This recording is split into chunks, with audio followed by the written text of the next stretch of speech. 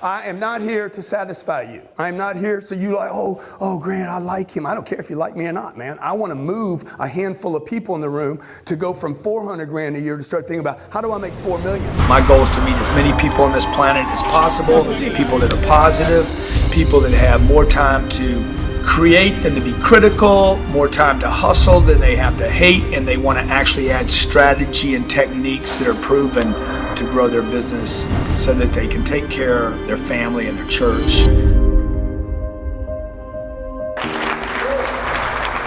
Thank you, Bob. Thank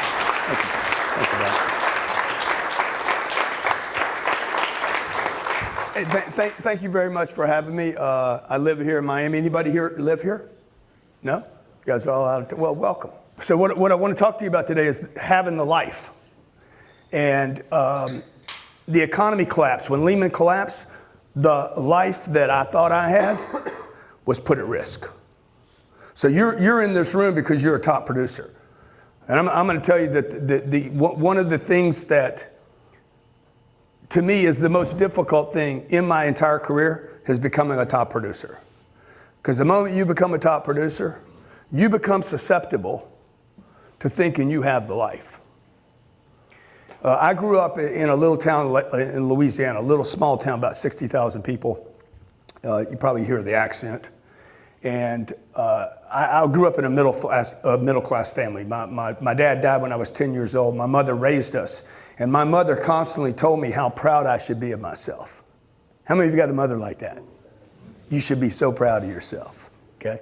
Every time, my mom was my best friend, and every time I would have a success, it didn't matter whether I was 18 years old or 48 years old.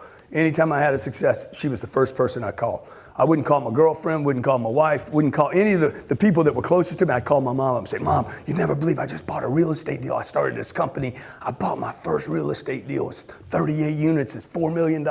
And she'd be like, that's awesome. I love you just the way you are. And I'm like, okay, thanks. She told me that 1,000 times. How many of you had a parent tell you, I love you? That's great. You made 160 grand last year. But I love you just the way you are. How many hear that? Okay, that's right out of the 10X rule. I don't know if you know that. That's right out of the 4 actions. Anybody know what action is? Average.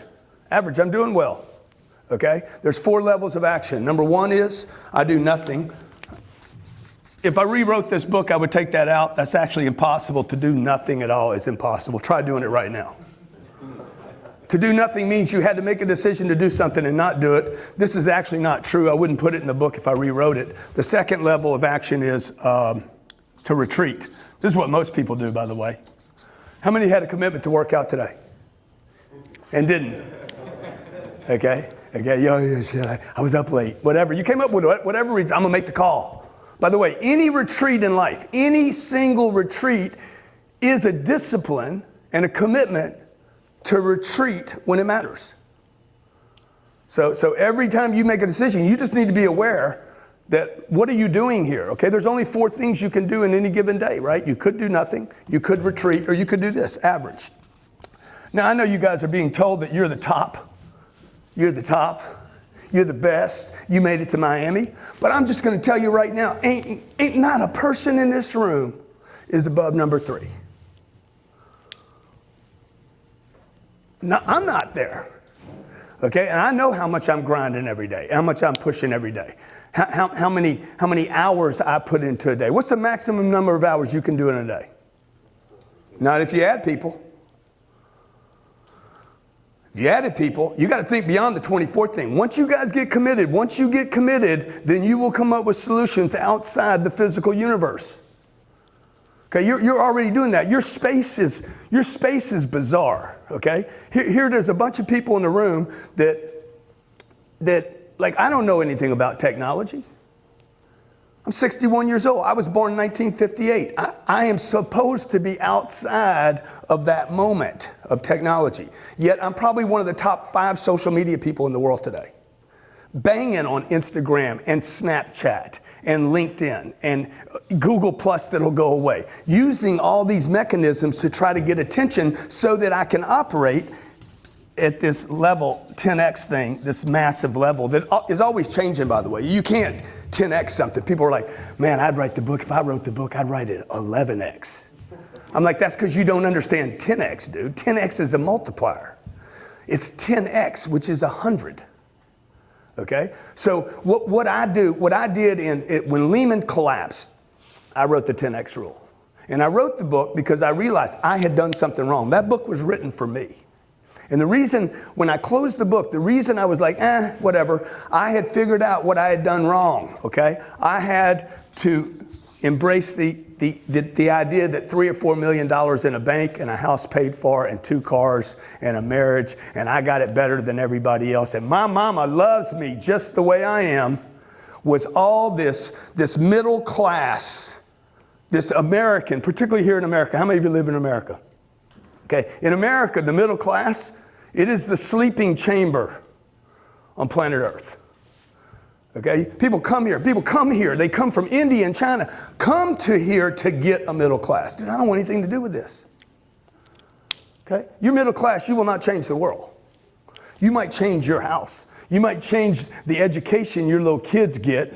Okay, they get to go to Texas A&M, big deal, right? He told me that he went to Texas. I said, oh, that had to screw you up bad, just going to college. Why? Because what do they manufacture at college? They manufacture average people at college. So I want to challenge you today, okay? I want to challenge you today. I want to challenge you today to start thinking, hey, wait a minute, am I even a top producer? How did that get created for this room? What number did you have to hit to get in this room? What's the number, 1 million? Who made that number up? Was that Bob? I'm Bob. Bob's sitting around. What can we do? What can we do? Okay. Huh? Did he make the number 1 million up? Why wasn't it 1,100,000, 110, 111? Instead, because he got lazy. 1 million is a lazy number. How many of you would agree with that? It's a lazy number. Dude, anything that ends in a 0 is lazy. Come on, how about some creativity? Right? How about a little creativity when you're making decisions in your life? Like, what's a good income level for this room? Let's say we don't share this anywhere outside this room. What would be a real number? You guys are going to hire me. What's a real number that I can make in this room? Y'all can talk to me. Now, damn, I will not hurt you, okay? What's a number? 400,000. 400 grand. Okay, now why did we come up with that number? Because I don't know how you guys could even live on that number. If I made 400 grand a year, I would be embarrassed with myself as a husband, a father, basically as a human being. 400 grand. How do you make sense of $35,000 a month? You guys haven't done the math. You have not done the math because you cannot live on 400 grand a year. And if you think you can live on 400 grand a year, I might have to go back and add number 1. Nothing. Anybody can make 400 grand a year. All you got to do is show up. Okay. Now I don't know if I'm right or wrong. You guys don't need to agree with me. I've already been paid my fee. Okay? I am not here to satisfy you. I am not here so you like, oh, Grant, I like him. I don't care if you like me or not, man. I want to move a handful of people in the room to go from 400 grand a year to start thinking about how do I make 4 million? Big boy right over here popping out. What'd you make last year? What'd you gross last year? 2.7. How does anybody live on $2.7 million a year? You need to make it impossible, dude.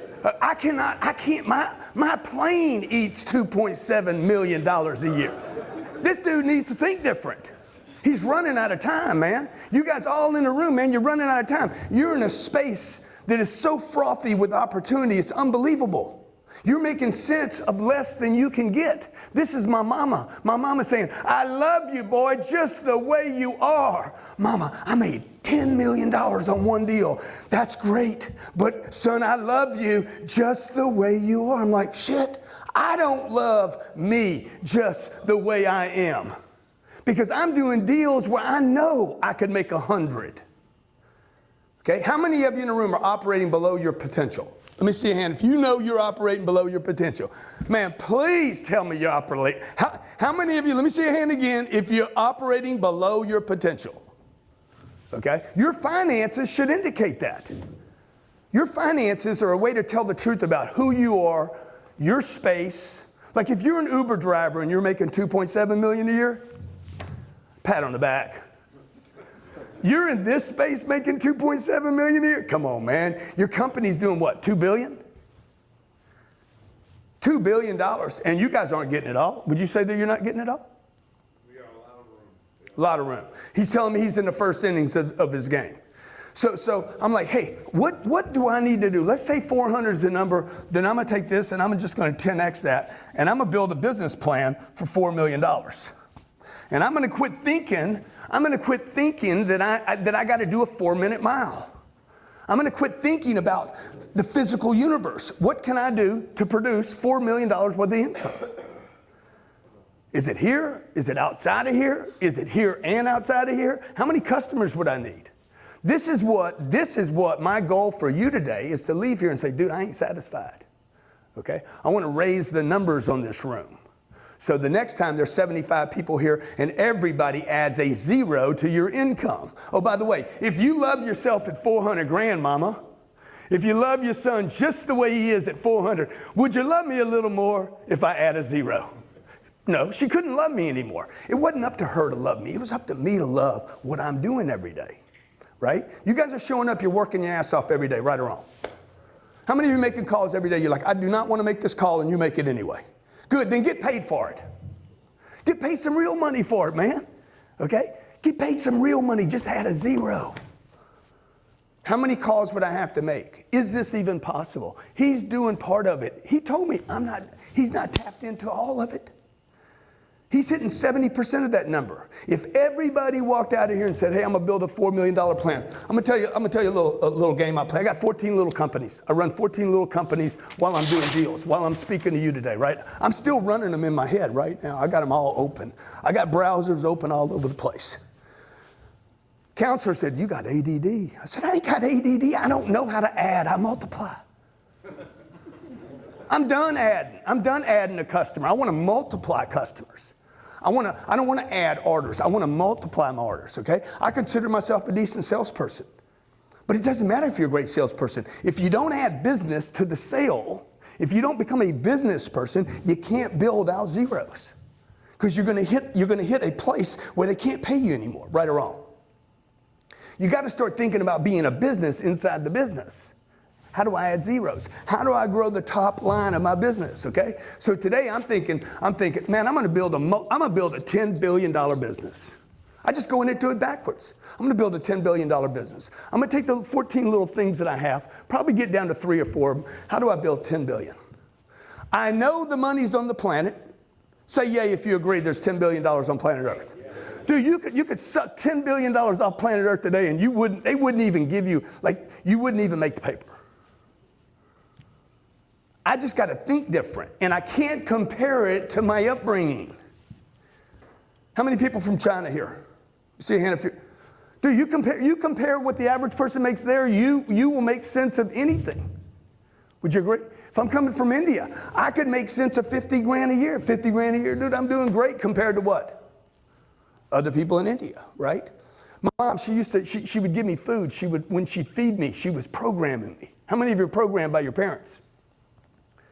Eat it all. How many got this message when you got food and eat it all? I'm like, I'm full. Eat it all. There's people starving on this planet. I'm not one of them. I'm full. Eat it. Okay? And if you didn't eat it, you had to put it in the refrigerator. Right or wrong? How many of you got food in your refrigerator right now? You're in Miami and back home, you're still saving last Tuesday's meal. Because you think small. Okay? Open up your freezer when you go home. I'll tell you if you're middle class. Open up your freezer. There's some ice cream in your freezer, some Ben & Jerry's. They got this much left in it.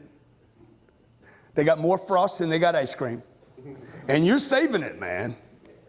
You're saving it. You got all these little Ziploc containers. You're saving stuff. Why? You're saving stuff because you're worried about not creating stuff.